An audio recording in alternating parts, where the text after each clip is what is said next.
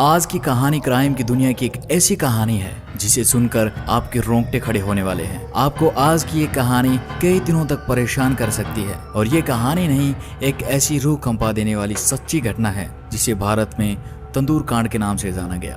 दिल्ली के गोल मार्केट में एक सरकारी फ्लैट में सुशील शर्मा अपनी पत्नी नैना साहनी के साथ रहा करता था। सुशील शर्मा भारत की एक जानी मानी राजनीतिक पार्टी का नेता था, लेकिन इस सुशील शर्मा ने जुलाई 1995 में एक ऐसा कांड कर दिया था जिसे भारत में तंदूर कांड के नाम से जाना गया, जिसने उस वक्त पूरे भारत को झकझोर कर रख दिया। 2 जुलाई 1995 की शाम को सुशील शर्मा अपना काम खत्म करके शाम को घर लौटता है, लेकिन जैसे ही सुशील शर्मा घर में एंटर करता है वैसे ही वह देखता है कि उसकी पत्नी नैना साहनी फोन पर किसी से बात कर रही थी। लेकिन नैना साहनी सुशील शर्मा को अचानक से देखकर चौंक जाती है। नैना साहनी फोन को रख देती है। तब सुशील शर्मा पूछता है कि फोन किसका था, तो नैना साहनी कहती है कि रॉन्ग नंबर था। इतना कहकर नैना साहनी किचन में चली जाती है, लेकिन सुशील शर्मा को शक हो जाता है क्योंकि सुशील शर्मा अपनी पत्नी नैना साहनी के कॉलेज के दोस्त मतलूम करीम और नैना साहनी पर पहले से ही शक करता आ रहा था। और इसी शक के कारण सुशील शर्मा ने करीम से इस बारे में बात भी की थी, लेकिन करीम कहता है कि नैना साहनी उसकी सिर्फ एक दोस्त है। और उस दिन घर में नैना साहनी और सुशील शर्मा दोनों ही थे। और जब नैना साहनी फोन को रखकर किचन में गई तो पीछे से सुशील शर्मा लैंडलाइन फोन को रीडायल करता है। और जैसे ही सुशील शर्मा रिसीवर को कान पर लगाता है तो वही हुआ जिसको सुशील शर्मा को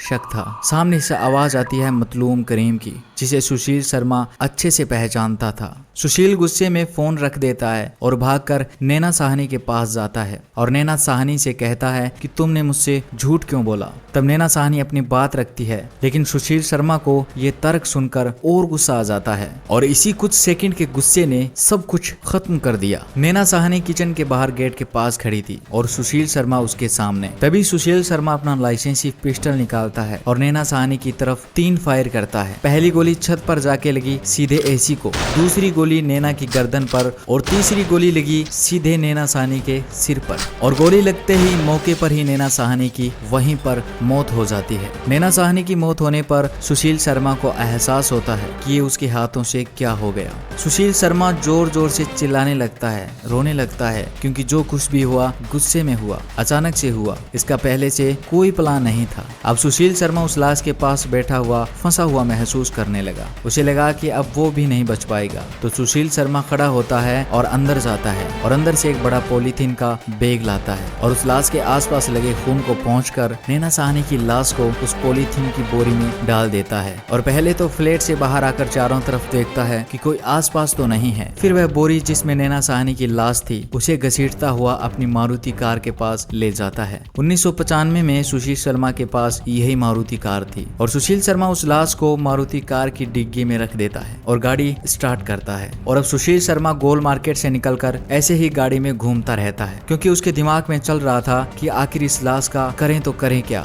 और फिर उसने नैना साहनी के लाश के साथ जो किया वो देखकर आपका दिल दहल जाएगा। जब सुशील शर्मा गाड़ी चला रहा था तो उसके मन में यही बात चल रही थी कि कहीं कोई चेकिंग ना हो जाए, रास्ते में कहीं पुलिस चेक ना कर लें। तभी सुशील के दिमाग में एक बात आती है। वह तुरंत गाड़ी को घुमाकर ITO पुल पर पहुंच जाता है, क्योंकि सुशील शर्मा के दिमाग में अब ये बात आई थी कि वह अपनी पत्नी की लाश को ITO पुल से नीचे यमुना में फेंक देगा। सुशील शर्मा अपनी गाड़ी इसी ITO पुल के ऊपर साइड में खड़ी करता है, लेकिन सुशील शर्मा देखता है कि इतनी रात के वक्त भी बहुत ज्यादा ट्रैफिक है। वह डर रहा था कि कहीं कोई उसे देख न ले, क्योंकि वह एक बड़ी राजनीतिक पार्टी का नेता भी था, जिस कारण लोग उसे जानते भी थे। वह पकड़े जाने के डर के मारे अपना इरादा बदल देता है। सुशील वहीं से गाड़ी घुमा लेता है और वापस कन्नौट पैलेस पहुंच जाता है और सीधा अपने बगिया रेस्टोरेंट में पहुंच जाता है। और यही वो बगिया रेस्टोरेंट था जिसमें इस तंदूर कांड को अंजाम दिया है। लेकिन वह जैसे ही अंदर पहुंचता है तो वह देखता है कि अंदर बहुत सारे लोग खाना खा रहे थे। उस वक्त रात के लगभग 10 बज रहे थे। उस रेस्टोरेंट का हेड केशव था, जो सुशील शर्मा का बहुत खास था। सुशील तुरंत केशव के पास पहुंचता है और केशव से रेस्टोरेंट को तुरंत बंद करने को कहता है और कहता है कि किसी को भी खाना मत दो, कह दो कि खाना खत्म हो गया है। ये सुनते ही केशव चौंक जाता है और कहता है कि अभी खाना पड़ा है और अभी तो लोग आ भी रहे हैं। लेकिन फिर वापिस जब सुशील तेज आवाज में कहता है कि नहीं, सभी को यहाँ से निकालो, तब केशव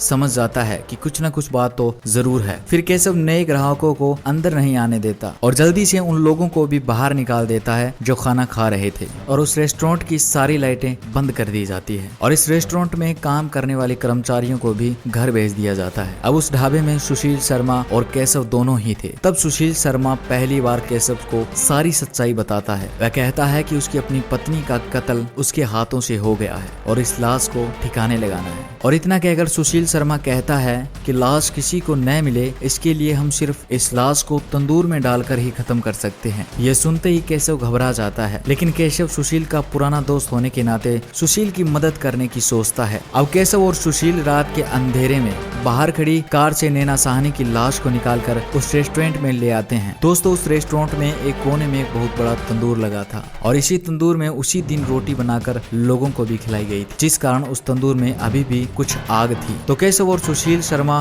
दोनों नैना साहनी की लाश को पकड़कर उस तंदूर में डाल देते हैं, लेकिन तंदूर में इतनी आग नहीं थी कि उससे एक डेड बॉडी को जलाया जा सके। अब आग को तेज करने के लिए ये दोनों इस तंदूर में पोस्टर, कागज की रद्दियां डाल देते हैं, लेकिन फिर भी आग तेज नहीं हो रही। तो केशव सुशील से पास में पड़ा बटर मांगता है और सुशील बर्तन में पड़े इस बटर को तंदूर में फेंक देता है और जैसे ही तंदूर में बटर को फेंका गया तो आग अचानक से बढ़ जाती है और नैना साहनी की बॉडी जलने लगती है। सुशील शर्मा इस लाश को जल्दी से जलाना चाहता था तो उसने पास में बर्तन में पड़ा और बटर इसमें डाल दिया, जिस कारण तंदूर में आग इतनी ज्यादा लग गई कि रेस्टोरेंट की दीवार के बाहर उस आग की लपटों को साफ देखा जा सकता था। उस रेस्टोरेंट के पास में अनारो नाम की एक महिला सब्जी की दुकान लगाती थी। जब आग को देखा तो उसे लगा यहाँ पर आग लग गई है। अनारो जोर जोर से शोर मचाने लगी तो वहीं पास से अब्दुल नजीर नाम का एक पुलिस कांस्टेबल गुजर रहा था। वह अनारो की आवाज सुनकर रुक जाता है और भाग के उस दीवार पर चढ़ के देखता है तो वह देखता है कि अंदर तेज आग लग चुकी है और दो आदमी उस आग के पास खड़े हैं। अब्दुल जब अंदर जाता है तो केशव आगे आ जाता है। अब्दुल कहता है कि अंदर आग लगी है तो केशव कहता है कि अंदर आग नहीं, वह कुछ पोस्टर, पुराने कागज जला रहे हैं। तो अब्दुल कहता है थोड़ा ध्यान से, कहीं आग न लग जाए। इतना कहकर अब्दुल बाहर आ जाता है, लेकिन जैसे ही अब्दुल बाहर आता है उसे अलग सी बदबू आती है, जैसे किसी के बालों को, किसी के मांस को जलाया जा रहा था। अब्दुल नजीर को शक होता है, वह फिर भाग के धक्के से अंदर घुस जाता है और जब वह तंदूर की तरफ देखता है तो अब्दुल नजीर के रोंगटे खड़े हो जाते हैं। उसे सामने तंदूर में एक जला हुआ हाथ दिखाई देता है। वह घबराकर बाहर आ जाता है और तुरंत पीसीआर को फोन करता है। कुछ ही देर में पुलिस वहां पहुंच जाती है, लेकिन तब तक सुशील शर्मा वहां से भाग जाता है और पुलिस आकर जब उस आग को बुझाती है तब तक नैना साहनी की लाश आधी से ज्यादा जल चुकी थी। पुलिस उस वक्त सुशील को तो नहीं पकड़ सकी, लेकिन केशव को पकड़ लेती है और उस लाश को ले जाकर मोर्चरी में रखवा देती है। जब इसकी खबर मतलूम करीम तक पहुंची तो वह तुरंत भाग कर आता है और जब लाश की अंगुलियों को देखता है जो सिर्फ हड्डी ही रह गई थी, जिसमें पहनी एक अंगूठी से मतलूम करीम पहचान लेता है कि हाँ, यही नैना साहनी है। बाद में सुशील शर्मा अपना हुलिया बदलता हुआ